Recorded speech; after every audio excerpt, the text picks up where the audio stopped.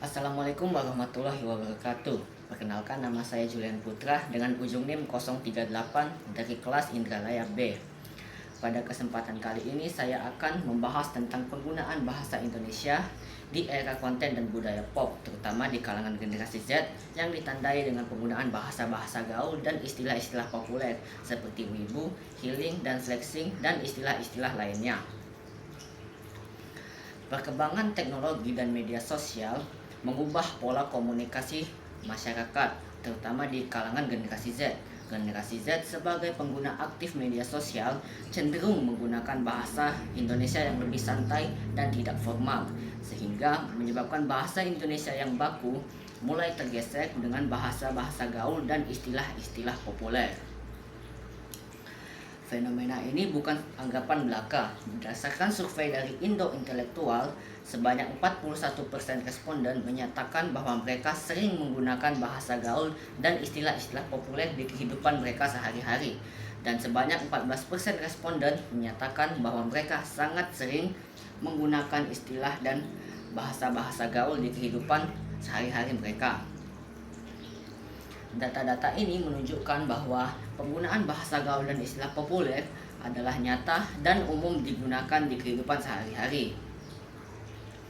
Beberapa contoh istilah populer yang sering digunakan di kehidupan masyarakat, salah satunya adalah wibu, yang mana istilah wibu ini merujuk pada orang-orang non-Jepang yang sangat-sangat terobsesi dengan budaya Jepang. Lalu yang kedua ada healing. Healing awalnya bermakna sebagai penyembuhan, namun belakangan ini healing sering dikaitkan dengan aktivitas liburan dan rekreasi. Lalu yang selanjutnya adalah flexing. Flexing dikaitkan dengan orang-orang yang pamer kekayaannya di media sosial. Penggunaan bahasa gaul dan istilah-istilah populer ini tidak muncul secara tiba-tiba, tetapi juga terdapat faktor-faktor yang menyebabkan penggunaan bahasa gaul.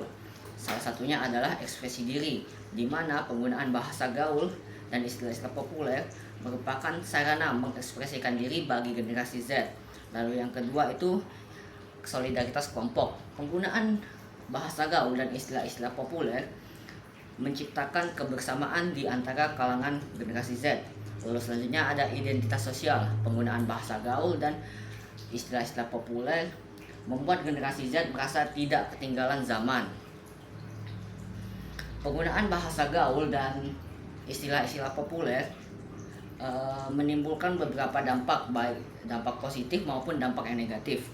Dari sisi positif, penggunaan bahasa gaul dan istilah-istilah populer mendorong kreativitas dan inovasi bahasa Indonesia.